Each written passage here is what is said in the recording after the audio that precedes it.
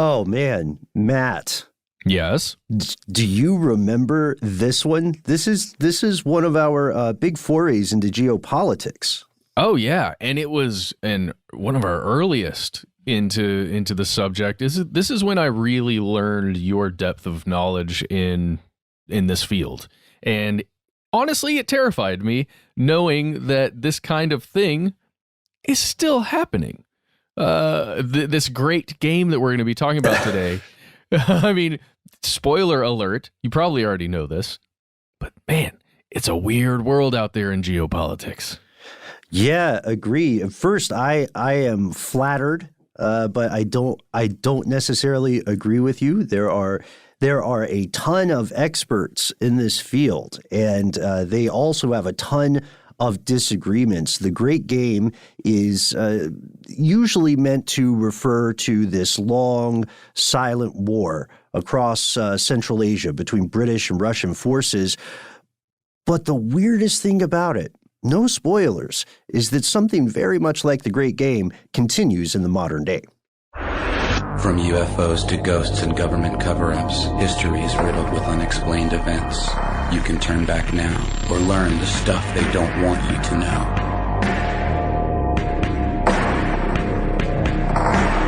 Hello, everyone. Welcome back to the show that never ends. My name is Matt. And my name is Ben. And we're back in the room. This scary, dank, dark cave of a room. And we're here to tell you stories. Because that's why you're here, right? Scary, dark, dank stories? Yeah, dank old bedtime stories. Hopefully you're tucked in bed with your whatever product you use to listen to this. Maybe you're just pretending to listen to this right now. Yeah. You're not actually listening to it. Mm-hmm. Maybe you're just channeling this. Maybe you can hear electromagnetic waves. Maybe you are currently astrally projecting in this room right now, and we just can't sense you. Which we had talked about before, and as you know, if you're listening to the show, the U.S. government did actually spend millions and millions of dollars researching this idea of astral projection, and the Soviet Union spent even more. Matt, it occurs to me that now, before we jump into this, we should tell people that you and I had a pretty interesting experience in this room earlier today. We did. We got to be guest hosts on a show called Stuff to Blow Your Mind because one of those hosts, Julie, is currently out of town. And we had the privilege of speaking with Mr. Robert Lamb, or yes. He's also known as Dr. Anton Jessup. Well, there's a passing resemblance between those two, but I believe he would argue they're very different people. Okay, that's probably correct. Dr. Jessup certainly would. The thing that we talk about with Robert on that show, we'll leave it to you guys to check it out. We don't want to spoil it for you.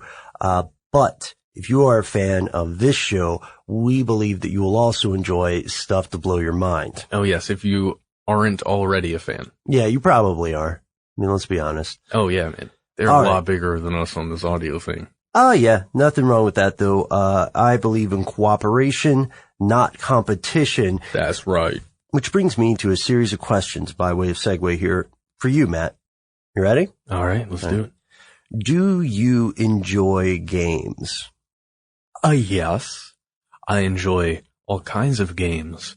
I like video games. Mm-hmm. I like tabletop games. I like meta games. Mm-hmm. I even like social games, sociological games. That's true. We went through a phase. This is a little behind the curtain stuff for all our listeners. You and I went through a phase where we pretty much studied body language to the point of reading people fairly effectively, I would say. And I fought it for a long time. Ben, this is still behind the curtain. Don't look too hard, but Ben showed me a book, and I fought it really hard. I didn't want to read it. I thought it was evil. Oh my gosh, I forgot about it. Yeah. But then I ended up looking a little more into it, and it's pretty terrifying. It's one of those things you can't unknow. Yeah, it's true. But the reason that I ask you about games is because I love the fact that you said social games, but it leads me to my next question, which is, do you think that empires can coexist? Well, oh gosh, I guess it depends on how large you want your empire to be. And if your empire truly is an empire, I guess if the continents are far enough away, sure they can. Okay. So if you have like one continent over here, there's one empire there, one continent way over here separated by lots and lots and lots of seawater, perhaps. Okay, so a buffer of some sort. Oh, yes. Okay, empires can't coexist together. I don't think so. Okay. I see what you're saying, and the reason I asked about a game is because today's audio podcast comes to us from our earlier series on Soviet activity, right, in Central Asia. Yeah, all kinds of Soviet activity we've been covering lately. Yeah. Everything from psychotronics to attempting to discover Shambhala. Yeah, true story. That's so weird to me still. What we found when we were looking for Shambhala, or looking for Soviet activity regarding Shambhala, is that there were two camps of people there. There was one camp of what we can call true believers, who really believed that there was Shambhala or whatever, somewhere north of India, somewhere in the steppes, and that this land could hold keys to some sort of hidden technology. So it's kind of like the conspiracy theories regarding Atlantis or Lemuria or other fallen Hyperborean type civilizations. And then you've got people who believe Shambhala is more of a philosophy or a state of mind, and they want to create a place where that state of mind can flourish. And additionally, use it as a way of building support for communism and building support for the Soviet Empire. Monarchies, right? Yes, and monarchies, at least for Baron Roman von Unberg-Stunberg, however you... I found out there's more to that name. Yeah, that name is longer. I saw it when you made the video, and put the whole name in there. There's a Wilhelm. That wasn't even the whole name. I put as much as I could fill the bottom of the screen. Yeah, he was very old blood. Oh yeah. Aristocracy. So no wonder he wanted to bring monarchies back. He would have been related to so many people. Oh right? Yeah, he would have been up there. Yeah. Creme of the creme. It wasn't exactly, altruism. So what we found when we were looking at this is that we found the search for Shambhala. This takes place in the 1920s and the 1920s and 30s. But we stumbled across something much bigger when we were looking at this part. It turns out that the Soviet search for this lost civilization or this spiritual haven was just one strange chapter in a much longer story about something called the Great Game. And of course, your first question is, they invented Tetris back then? Oh, if only. If only. No, the Great Game is something different. The term here is often attributed to a guy named Arthur Connolly. Arthur, worked as an intelligence officer for one of history's most ruthless and, for a time, most successful corporations. That would, of course, be the British East India Company. Yes, a corporate intelligence officer. So he's the one who said, it's all a great game. Yes. And this great game was played between primarily two empires, really, two huge empires at the time. You're looking at Victorian era England and also the Tsarist Russia at the time. And they're both vying for power across all of Asia. Yeah, and they're each trying to establish hegemony over Tibet, Mongolia, Afghanistan, Pakistan, all the stands. And we should take a second. Hegemony is ultimately the control of a region or area that is beyond state level power. So the United States currently is the hegemon of North America. You know, plays nice with a lot of the other countries, but ultimately decides when the buck goes and where the buck stops, as to fall into a platitude. So at this point, we have these two huge empires. England, the British Empire, has expanded all over the world. By far, their favorite thing that they have conquered is India. It is the crown jewel, as it was called, of the British Empire. And they want to safeguard this crown jewel because, England, collection of islands, the British Isles, collection of islands. And so this smaller nation in terms of landmass had conquered a much larger area and had enormous geopolitical influence because of this. So they want to keep that piece of the pie, but Russia wants something else. Yeah, Russia is just trying to expanding its borders, is trying to acquire more and more resources and establish trade routes to send those resources through, basically send them all over Russia. And they really just want to maintain their influence over the region, because, India isn't that far from their borders. Right. Yeah. So we've got Russia expanding, trying to essentially annex more nations, or at least incorporate them. And we have England saying, well, how fast is Russia growing here? Because we already called dibs on India, which I know sounds cavalier, especially when we're talking about the deaths of literally millions of people. Oh, yeah. But these were the attitudes at the time. These governments, a lot of the people making the decisions, we have to remember, were monarchical. So they were removed from, kind of considering the common people of their own countries as people. Well, sure. We tend to forget sometimes that when you're in a palace or a boardroom, or just sitting in an ivory tower somewhere looking at all of these ideas, the best way to look at them is make them very small, make a small, let's say, I don't know, table, wooden table. That's the size of Westeros.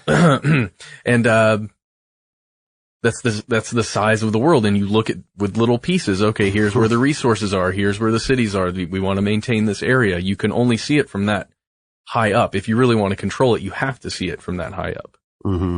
And this is the nature of the Great Game. The Great Game became popularized in a book by Rudyard Kipling.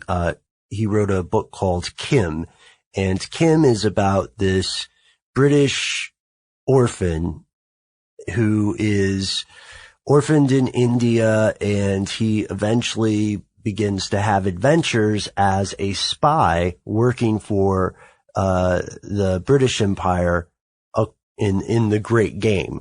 And that would be, of course, trying to counter expanding Russian influence there. The Great Game itself is generally seen as starting around 1813, when Russia and Persia signed something called either the Treaty of Gulistan or the Russo-Persian Treaty.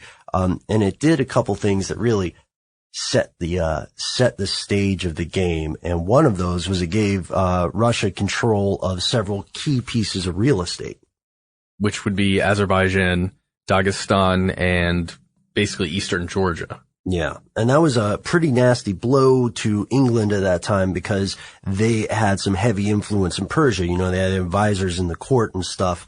And this expansion, which goes back to the original question I had for you about whether empires can coexist, and if so, how. This question became increasingly important, and you can actually measure on the ground how much more important this question became. And it's roughly 3,000 miles. Yeah. At one earlier point, the distance between the closest Russian and English empire outpost was about 4,000 miles. In a very short amount of time, it got to as little as 1,000 miles. The thing that happened was a real life secret war. Yeah. So the interesting thing about this secret war is that you're not dealing with massive battles. Mm-hmm. You're not dealing with armies that are ready to go to war with one another at any time. Well, you are, but you're not seeing that happen. You're dealing with intrigue. You're dealing with literally secrets and espionage. Mm-hmm. Basically in the dark. It's a war in the dark. I like that phrase. Yeah, we're talking about some of the same people that we mentioned in the video series, right?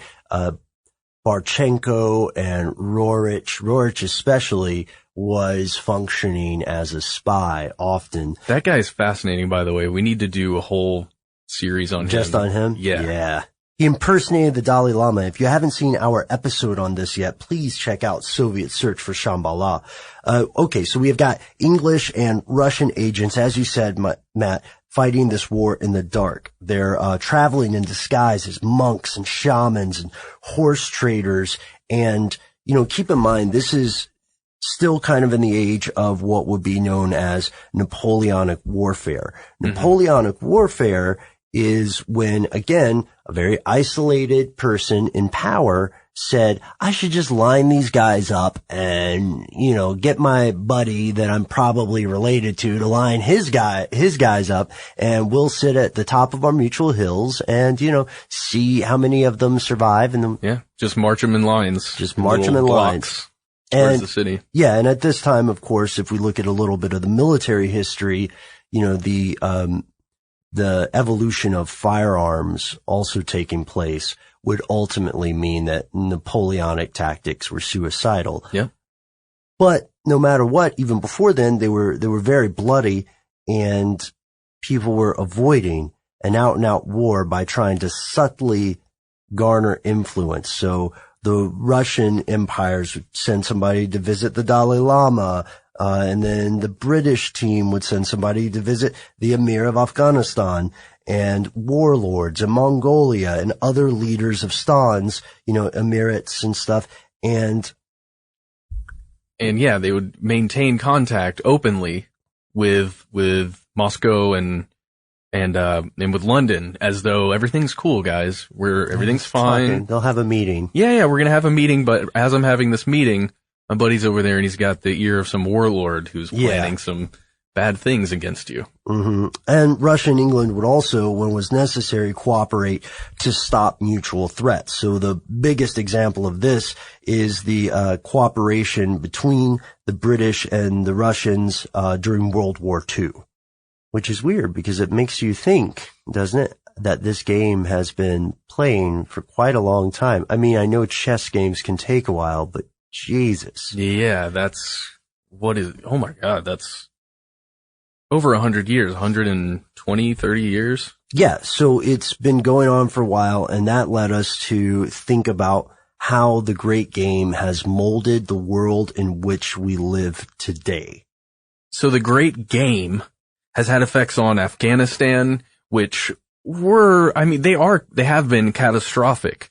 And it's severely limited the possible development of Afghanistan, because of the separation act that's occurred, the coagulation of power inside that country. Yeah, and that country was also used as a buffer state too, because, it's between Russia and India, or it was at the time. Yeah, and great game. Battles, if there ever was a battle between those two powers, that's where it's going to take place. Mm-hmm. And those effects, of course, were catastrophic. The stans were also influenced: Kazakhstan, Turkmenistan, Tajikistan, Kyrgyzstan, Uzbekistan as well, because they ultimately were quote unquote won by the Soviet party, by the Russian side. Mm-hmm. So they remained part of the USSR. They remained part of Russia effectively even after the revolution in 1917. And when they were under this era of Soviet rule, they were still really important from a geopolitical stance, because they had these massive resources. I think, somebody check me if I'm wrong on this, but I think Uzbekistan was known as one of the bread baskets of Russia. So they supplied the Soviet Union with a lot of food. And unfortunately, because of central planning, a lot of people starved while they were exporting food. That's insane. And it turns out that the resources that are acquired in these areas, when you're in control of those areas, end up having a huge impact on what you're able to do, that don't necessarily affect the bottom line of the empire, right? Because it's like having extra resources. So, one great example is the Eurasian opium fields.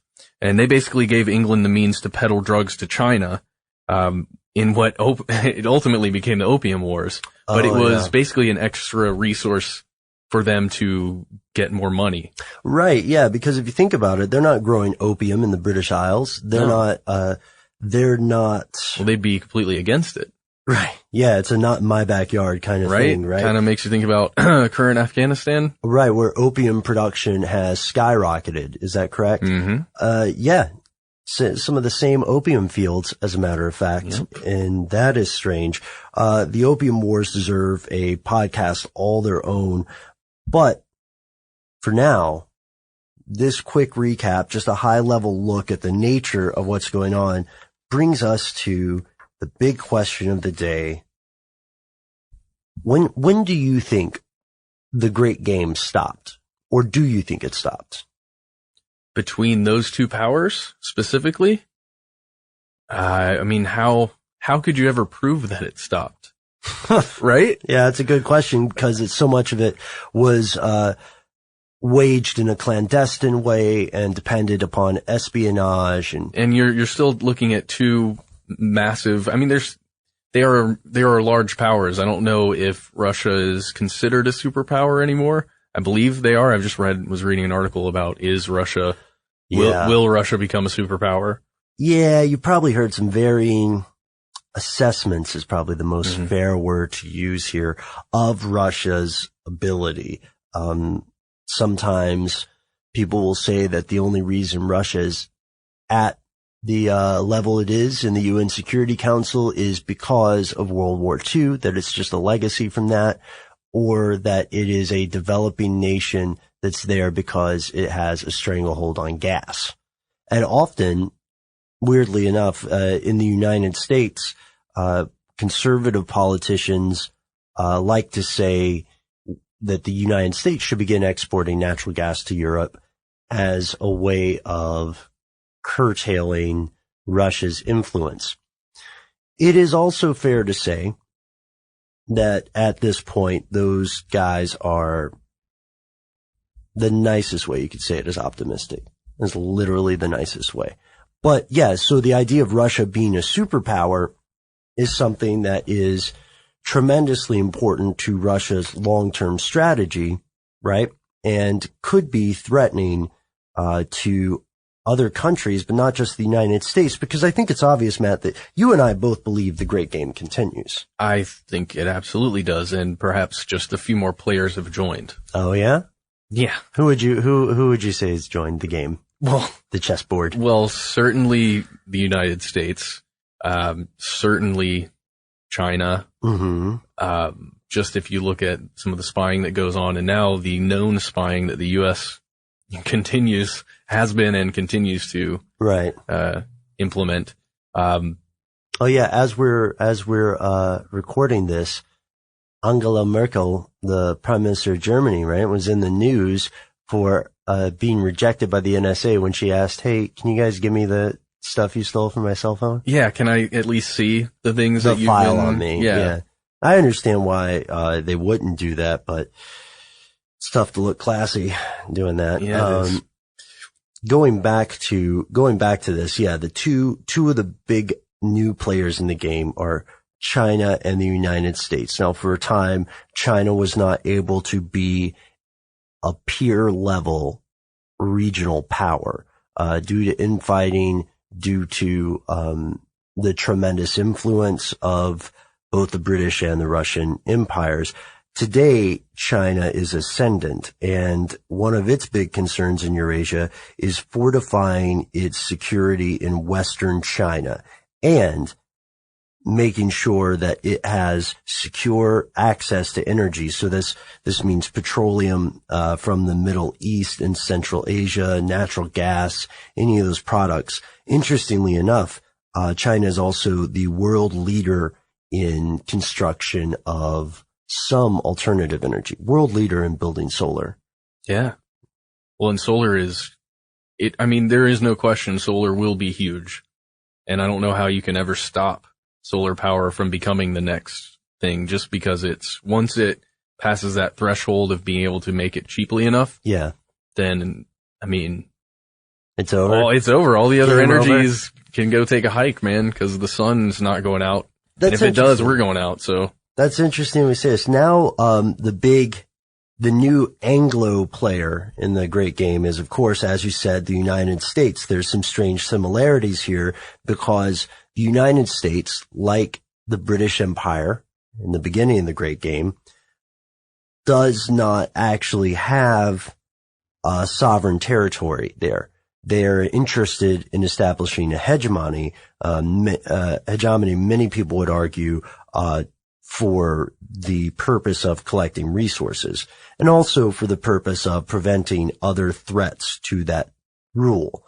The biggest one would be, a lot of people think the biggest one would be either China or Russia. But if you look at the way they're playing the game, Iran is the country in the target in the scope sites. yeah, they've got a really big friend in the Middle East that, we have a really big friend in the Middle East that we have to protect. Israel. And Iran is certainly their biggest, they feel that Iran is their biggest threat. So, not saying that it's making the U.S. necessarily do what it's doing, but it certainly helps. Now, I think that the United States is looking at Iran for a different reason, for a much more pragmatic reason. Now, you and I had already talked about this in an earlier show, and we're both fairly skeptical. I'm even dismissive of people, or politicians at least, who make arguments for wars based on ideology. It just doesn't cut it. I don't believe it. I want to see some numbers. And I think there is a number play here in preventing Iran. There's also that very interesting, conspiracy theory about petrodollars, right? Oh yeah. And that break the petrodollar, break the back of the U.S. At least that's what I've been hearing. Of a financial hegemony. I'm saying the word too often. Now, we know that the United States, like China, wants to secure access to reliable energy, for itself, but also for another player in the game that we'll get to.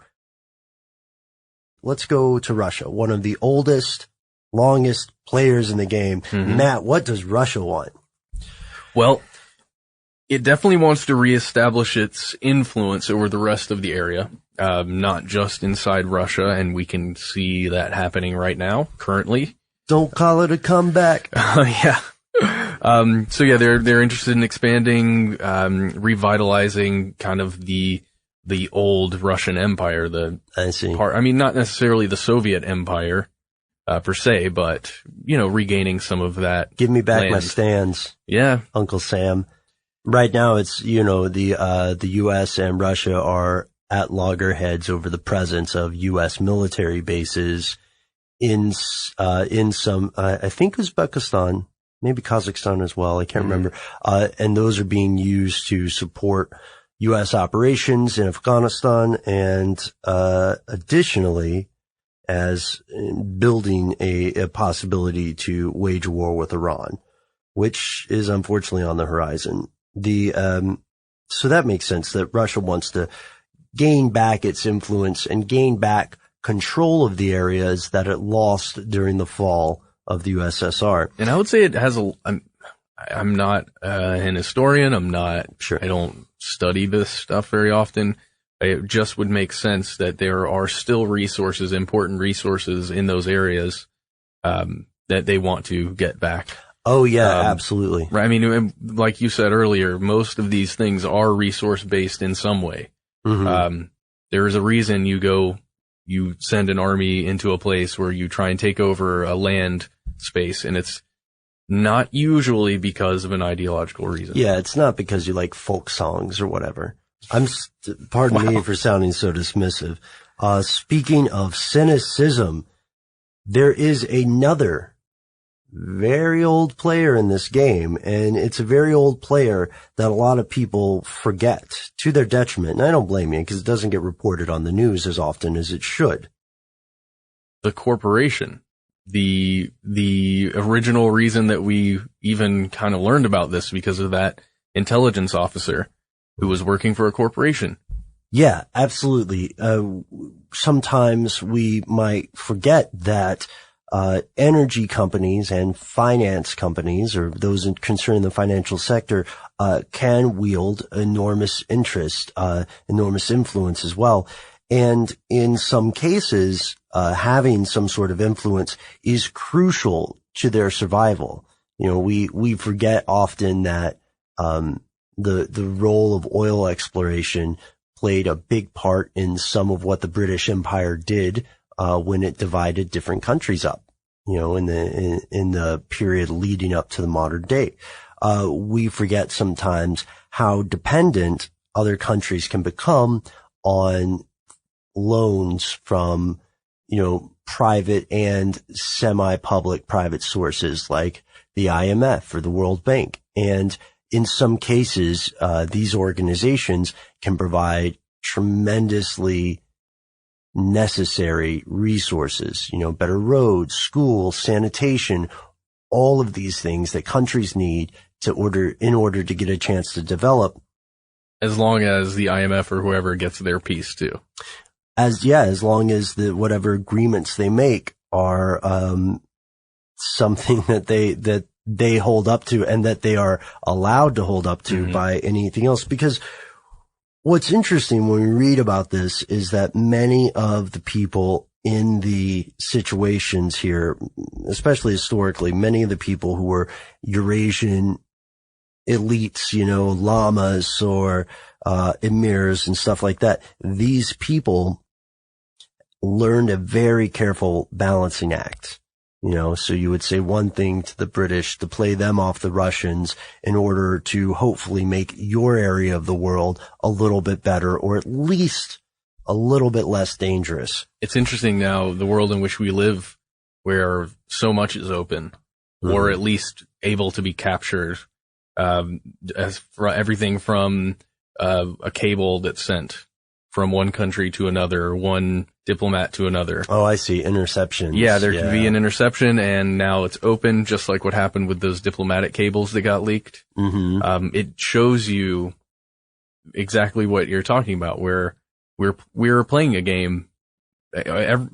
All countries are playing some kind of weird game to make everyone think that, no, it's cool, man. We're good.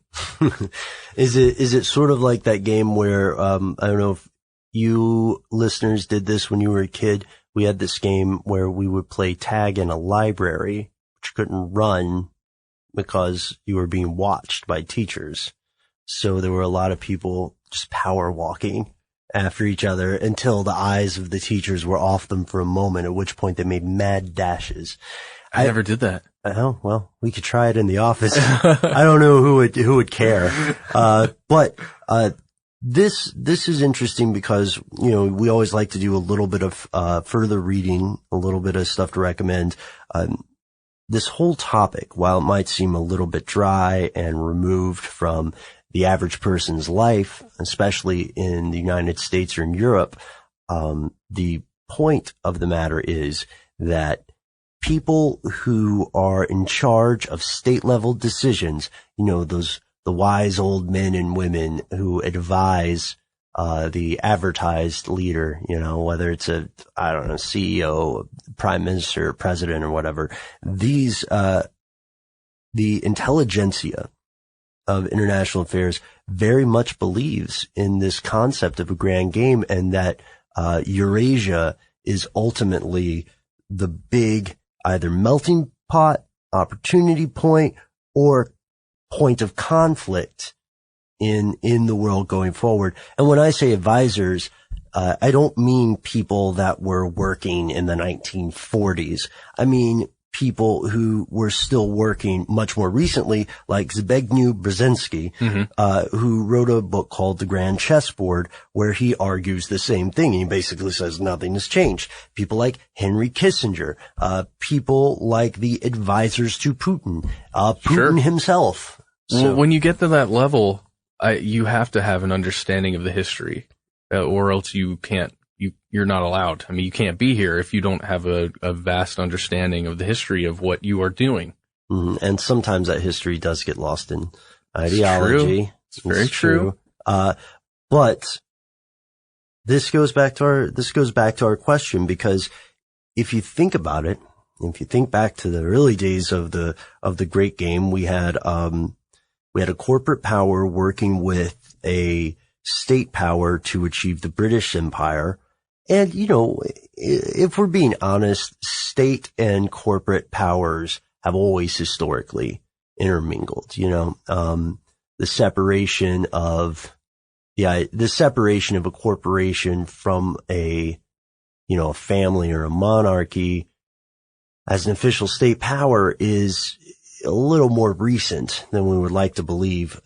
For me, it's the way I visualize it. It's the corporate side is the funding powers, the money powers to an extent, and then the army or the warring power is with the state, at least the way I'm viewing it currently. And they have to, because, you know, somebody has all the money. Sometimes it's the monarch that has, you know, the treasure trove room. Mm-hmm. But usually it's the wealth of your nation, which not always controlled by the state power. Yeah, no, I know it sounds incredibly cynical to talk this way about this, because one of the questions that would pop up would be, you know, ideally, why can these states not have their independence? Why can they not be able to democratically elect their leaders in real elections, not some kind of kangaroo court election? And why wouldn't they be able to pursue their own interests that would benefit them rather than a larger regional power? I totally agree. I think they should be able to do that. But the point of the matter is that often they end up being client states or being the scenes of proxy wars. I hope that this doesn't happen again. But it leads us to the question, Matt, do you think that empires can coexist? I don't know, dude. I feel as though one day there will be no such thing as, maybe there will be one empire. Who knows? Maybe it'll be Death Star-like, and it's going to be really intense, cloaked dudes that can wield some kind of supernatural power. I would be in. Really? You're down for that? Sacrifice democracy for a superpower? Are you kidding? Well, it feels like we have to head that way, as much as it pains me to say that. It feels like a global power is inevitable. Or else. You mean a single global power? Yeah, like a freaky empire, a freaky one empire thing. See, I think that could happen, but it couldn't be permanent. I could see something like 1984's political situation existing, where there are three huge states that have always been at war with each other or always been allied with one another. But if you play the Great Game effectively, you could convince, let's say there are three, right? In 1984? In 1984. I'm just extrapolating here. But if you're playing the Great Game effectively enough, then you could convince, if you're number one, you could convince, after defeating 2 and 3, kind of below board or through espionage or however you're doing it, you could convince the people who live in 2 and 3 that 2 and 3 still exist and everything's okay. Oh, I see. And nothing has changed, when really the power is with only one. So it's simple. Just lie to billions of people and never get caught. Yeah, well, it takes you to Aldous Huxley's world, and when you combine 1984 and the Brave New World, then you start getting close to what our world looks like. A brave new 1984? Yeah, dude. That's kind of cool, man. You're blowing my mind. Well, what do you think, Ben? I think, all right, this is going to sound a little bit fringe. I'm sure that a person much smarter than me has figured out this theory. This is just my 2 cents, entirely speculation, okay? So in the beginning, we being humanity. Mm-hmm. We had the tribe, and the tribe was something that happened due to survival. We found that it was, in the beginning especially, it was necessary to have other people to help you to survive, right? So we set this precedent. From the tribe arrived the religion, and the religion said there is a reason for us existing other than just to survive here. And we are different to other people. And we, or they, deserve something, good or bad. Mm-hmm. So the tribe started for survival. The religion gave a reason. And the state advanced a method. And the method of the state is that there are certain explicit rules that are pragmatic. We're not telling you necessarily what's going to happen when you die, or we're not telling you about the intangible spiritual things, but we are telling you that if you steal an elephant, you are going to jail, because that is not what makes society work. So let's put in these rules that allow something like a super tribe to exist, mm-hmm. you know? So then we went from the state to the corporation. Mm-hmm. And what the corporation says is still kind of left open to question, but in my opinion, what will ultimately become the biggest player in the great game will be some sort of British East India thing, some sort of private corporation. I could easily see in our lifetimes, this is the worst part, I could easily see in our lifetimes some sort of state or area of the world that is transparently and obviously controlled by a corporation. And I don't mean some sort of sticky corruption charge. Yeah, I mean people want to live there. Yeah, I mean Luxembourg, presented by Google. No, I think it's just going to be Google Stan or Google. I mean, yeah, that's sure, going to exist. Google Stan. That will exist before you and I die. And here's the thing. Depending on which corporation it is or how it works out, it might be better than the alternative. It might actually be better to live in a Google Stan. As terrible as that sounds now, we have to remember that the human race and trying to work with itself is this continual evolution. So I think that soon, and when I say soon, I mean the grand scheme of things, the corporation, which would be the fourth step, will supersede the state. Yeah, but what comes after the corporation, man? I don't know. I just want to go to space. I'm going to be honest with you. I want to go to space. I'm not going to sell my soul for a ticket. I don't really believe in too much of that anyway, but just in case, I'm not going to sell it. You can metaphorically sell your soul. Do you remember that Simpsons episode where Bart sold his soul and he couldn't fog the glass? Yeah. And the automatic door wouldn't open for him? Yeah. Man, that got to me. Functioned on soul. Isn't that interesting? Yeah, more than a sermon, that got to me. I thought, those doors are convenient. What will I do? Oh, the Simpsons, teaching people like you and I how the world works and how morality works. And let's toss it to you, listeners. We hope that you enjoyed this episode, and we want to know what you think. What do you think will happen in these countries that we in the West hear so little about? Who, if anyone, do you think will eventually control Eurasia? Will somebody win the great game? Here's a good one. Is it possible to win the great game, or does it just continue? That's great. And be sure to go on Facebook and give us a little message. Tell us what you think about this stuff. You can find us. We're Conspiracy Stuff. You can find us on Twitter. We're at Conspiracy Stuff. Make sure you check out our old episode called The Long Deception, which talks about the Soviet Union and whether or not it actually collapsed. Really interesting stuff. And that's the end of this classic episode. If you have any thoughts or questions about this episode, you can get into contact with us in a number of different ways. One of the best is to give us a call. Our number is 1-833-STDWYTK. If you don't want to do that, you can send us a good old-fashioned email. We are conspiracy@iHeartRadio.com.